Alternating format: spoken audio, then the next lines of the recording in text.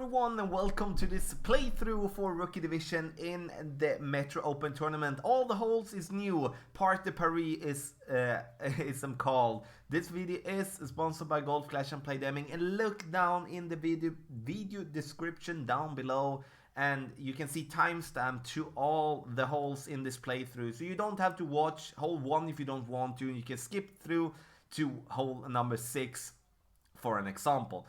But we're going to start off here with hole number 1. And hole number 1 is a par 4. And a pretty short one. But if we do find ourselves in the rough here, then we are going to have a problem. We can practice all these holes on tour number 4, the 6-star hotel. And that is for front tee, which is Rookie Division.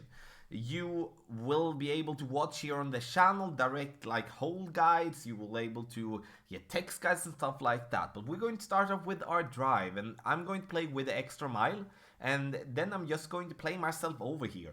I'm not going to try to risk anything by trying to bounce over the bunker. So I'm going to use a power 1 ball, and I'm going to go max backspin, max side spin to the left, and a little bit of curl to the left, and also a little bit of overpower to just make sure that I'm going over here.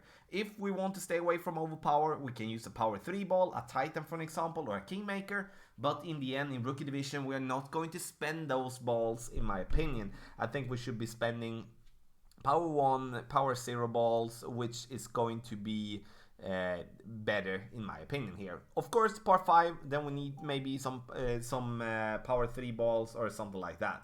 So we're going to see here now for our opponent. As you can see here, he did miss his shot down into the bunker, and then that is going to be a very big problem to reach for this green in 2. So for our turn, we are going to bounce before the bunker here. Sure, with a club with a lot of backspin, like let's say you would be having a Tsunami, you would be having the Saturn with a good amount of backspin, then you could be reaching over there. Other than that, then you're going to have to bounce before the rough there.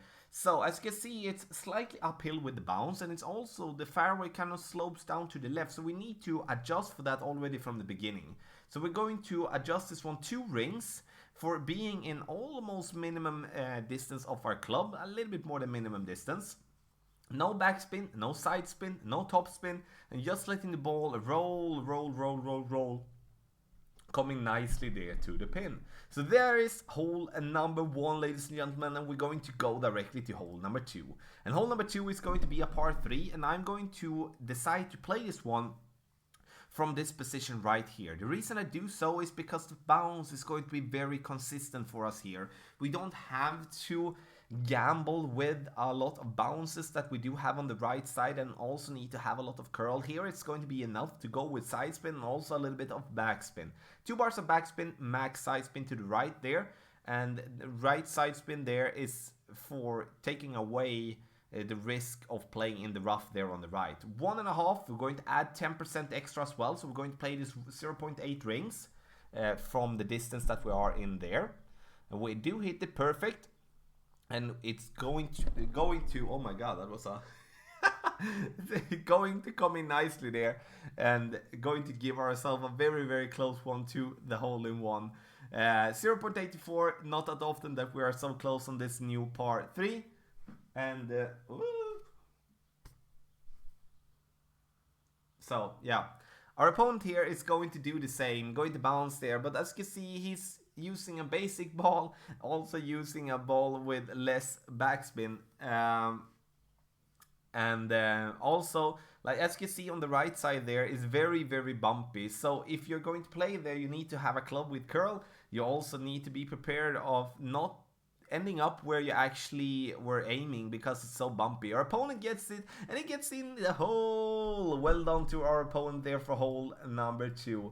Hole number 2, 10% extra with your adjustment because it's downhill. Now we're going to play hole number 3. And hole number 3 is a par 5, the first par 5, and also I would have to say one of the tougher ones, because you know, with this one from front tee, it's almost that we can't reach over there on the left. I'm going to try to do that now, because if we do have tailwind in the tournament, we're definitely going to do our very best to end up on as far on the left side as possible. If we can't do that, then we bounce before the rough, over the bunker, and roll as far as possible on the left side as well. So max overpower, max curl with our club, max side spin, max tops, a lot of max. But that will, as you can see, we're very close to the rough, but it puts us very far on this fairway. And now we're going to have no problem whatsoever to reach for this green in 2. If you wouldn't be finding that way a secure or a safe way, you can play the right side there. The problem you have with the right side is that you many of the times is going to have having trouble to reach for the green. You're going to be able to bounce on the fairway island on the right, as you see on the top, but that is going to, in many cases, give you a hard time to have a firm and consistent bounce to get you to the green in 2. Because we're always looking for situations on a par 5 where we can reach the green in 2. And if we can't, then we of course need to find the best way possible to lay up, so we can actually go for the eagle anyway. So our opponent is going on the right side as well, and if, when it comes to this first shot, if going directly onto the fairway, no problem to reach whatsoever with whatever wood club you might have. If you would be cutting the rough for some reason, you might go in short, or you maybe when you bounce over you cut the rough rolling out, then you will need to play with a wood club with as much distance or as much power as possible. That is why we are having the big dog level 5 here, because I want to at least be safe knowing that I'm going to reach for the green, not maybe on the green, but at least with a topspin be able to reach to the green even if we go short. Look at this fairway there, it slopes massively down to the right, so we will have to have that in mind when we're going towards the pin, so we are not like using a bunch of curl to the right and a bunch of side spin just because it looks like the ball is going to stay on the left side. We do hit it great, and as you can see, we do not have enough backspin here to make this ball stop nicely towards the pin. I would love to have like 1 or 2 bar more if we're going to go with that adjustment. So this was hole number 3, ladies and gentlemen, and we're going to go to hole number 4. Another par 3, and I'm going to go first. And as you can see here, we're going to be in between clubs. And in between clubs is kind of the worst position possible in this game. And 2.8, and we're going to add 10% adjustment to our drive. And we're going to go with max side spin and 2 bars of top spin. And we're going to aim from max distance of our club. The reason we're not going to change to the wood club is because we do want to find a consistent bounce as possible, and we don't have enough backspin with our wood club either. So 2 rings with the backbone level 7, and as you can see here, we're aiming out there to the left. Now we go with 50% of the ball outside to the right with curl, and this ball is going to be pushed, as we also did hit it great, and we're going to roll nicely towards the pin there. Nice distance, I would have to say. With headwind, I would go with 3 bars of topspin. With some more tailwind, I would maybe go with 1.5 bar of topspin instead. Crosswind, then I would go with 2 bars of topspin as well for that particular approach. So, and also the curl there kind of gets us to bounce where we wanted to. But, you know, if you would be having a wood club with a lot of backspin, let's say you would be having a guardian, even though it would be in level 1 or level 2, level 3, then the guardian could actually be a good club here to just let this ball aiming on the fringe or on the fairway just before the green, making the ball just stop on the green, having no problem to get the putt there. The risk you take if you do like this with a big dog, as our opponent is doing, is that you're coming too long, even though it reached nice and easy towards the back of the green there for a putt. And now we're going to go to hole number 5. Hole number 5 is another par 4, and this par 4 I really like. For some reason, I don't know why. The holes are new, but sometimes just holes gets to you like, okay, this is a really nice one. So First and foremost, we're going to add 10% to our adjustment. Better to be safe than sorry. There is some kind of elevation change when it comes to this particular shot. So somewhere in between 5 to 10%. I do go with 10% to give ourselves that room to go, especially in headwind, that we go a little bit further as again, we're going to aim on the right side there. Our opponent here is going to try on the left side. The reason I don't know, but I do believe that he thinks that it's going to, or she thinks that it's going to go as far left as possible here. First and foremost, if you're going to play left, you need side spin, you need curl, and you can't use that much topspin. The problem you have here as well is that you're going to have the tree there in the middle in your way if you don't reach enough to the left side. So we're going to play right because the drive is going to be easier and the second shot is going to be easier. So it kind of just makes sense to play on the right side there. Sure, we can't hit it massively great or good on the right side, but at least we can hit it great without having any problems. We go with a quasar ball here, max topspin, max side spin to the right. And now we're going to add 10% to our adjustment. We are in medium distance of our club here from the front tee. And we're going to give this ball for 5.2, we're going to give it 2.2 rings. And then we're going to hit it perfect. It's going to let's see the ball fly and bounce over here, nice and easy, rolling towards the top there. So the only thing I would change here is that I would be going with a power 3 ball. A power 3 ball, which means a Titan or a Kingmaker. The reason for that is that we do for the second shot, we are going to be in between clubs if we're going to have a power 1 ball, especially if we're going to have some headwind. Then that is going to be a little bit of a problem. Power 3 ball instead of a power 1 ball would be absolutely perfect. Reach further with our driver. No, we might don't, but like we reach to the same spot as we are now. But also giving ourselves the opportunity to play with our short iron for the second shot. And I'd rather play with a short iron than I play with a long iron. But when you pick the clubs for this particular hole, pick clubs with backspin. And here you can see also an excellent example why left side is going to be dangerous. Because if you do reach into the bunker, or you might not reach into the bunker, the trees are going to be in your way. You're going to maybe have to play with a wood club in minimum distance or something like that if you go short, and then you need to go for the rough bump, etc., and then it's going to be tough because you're going to have the water around the green there. So we're going to go with 6 bars of backspin here with the thorn, and with the thorn here no problem, but as you could see we were in between clubs, and that is going to be a bit tougher than we were looking for. I don't like to be that close to the fringe. I want to have a little bit more distance there. 0.8 rings with our adjustment here with the thorn. And then we do hit it great, unfortunately, which means that we're going to miss on the right side. But this is an excellent example how you can play hole number 5.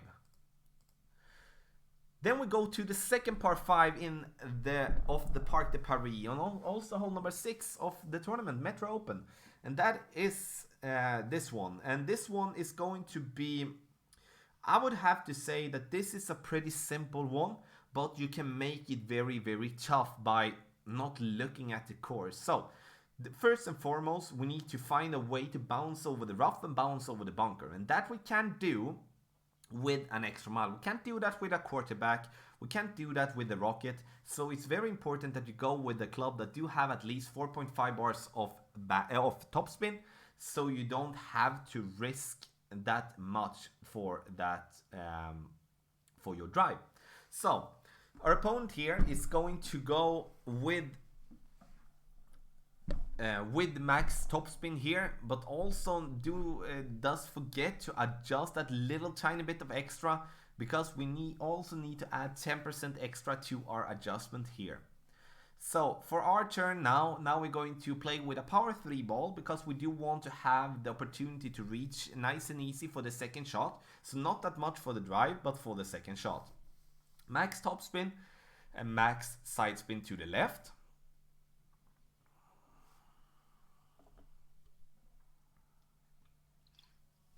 And then we're going to adjust 10% extra. 3.3, we're going to be between medium and maximum distance of our club.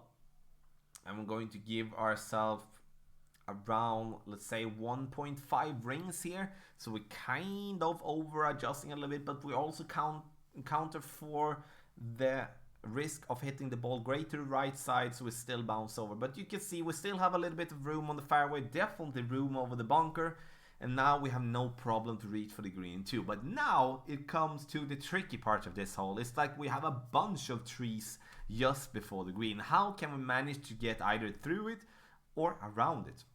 First, we're going to see our opponent here having no chance whatsoever to reach further than what it is, and that is the problem also often with rookie division, is that you do not have the distance on the rough iron or the sandwich to be able to reach as remotely close. Like for those people that play with a Nirvana, has like 125 135 yards, but many of the rough irons and the sandwich for players that haven't leveled up them yet is below 100 yards, and then it's very, very tough to reach here. So you can decide here, you can play either left side, you can play right side. If you're going to play left side, you kind of need to play under the tree, use the back of the green to make the ball fall down towards the pin. Very tough way to make an albatross. I would prefer playing on the right side, taking away the trees and the rough there a little bit. Max side spin, max backspin, and then we need to go with as much curl as possible. We do have wind 4.2 left to right, which is not helping. But with a club like the Big Dog or maybe the Horizon, we do have a little bit more curl, and then that could be potentially a bit closer to the green. But this is a very, very tough hole to make an albatross on, and I would be very okay with an eagle, to so to speak, and that would be something I would be very happy with when it comes to all the par 5s. So now hole number 7, and this is also a pretty neat and pretty easy hole here. 10% extra for your drive due to the downhill that we're playing. And now you can see, we can actually bounce over the water. Should we do that? No, we should not. We are actually going to change and play with the Viper here and just going to lay up. Why do we do that? It's because if we're not just going to be very, very close to the rough there on top after the water, then we're going to have the trees in our way, and then we'll have to curl it without having the ball guy line towards the pin, which is going to be very tough to estimate how much we need to curl it and adjust it, etc. So then we're just going to lay up, because then we can play nice and easy with a long iron just under the trees. I know it maybe sounds weird that we're playing under the tree, but I'm going to explain why it's possible to do so now and why it's not possible if we do reach over to the second fairway. The only reason I would try to go over the fairway is if I would be having a club with a lot of topspin. Let's say we would be having the big topper here. That would be a big topper level 1, 2, 3 plus. Then I would be going with max topspin and those 1 or 2 bars of side spin to the left, which is going to be possible still having max topspin. Slight amount of curl to the left, and also a power 3 ball. You can see how far our opponent is reaching here on the fairway, but just getting stuck by the behind the trees. Is that with a big topper we would most likely be rolling a bit further and have an open shot towards the pin. So that is a way to play as well. We, as you can see here, we're going to play with max side spin to the left, but as you can see here as well, with the second bounce, we're going to, like with the first bounce to the second bounce, we're going to have no problem to bounce under the tree. But if we would be closer and reaching over to over the water, then we would be having the first kind of ball guy like part in the tree, and that would be very, very tough. 2 rings. Hitting it perfect, max side spin, 2 bars of backspin.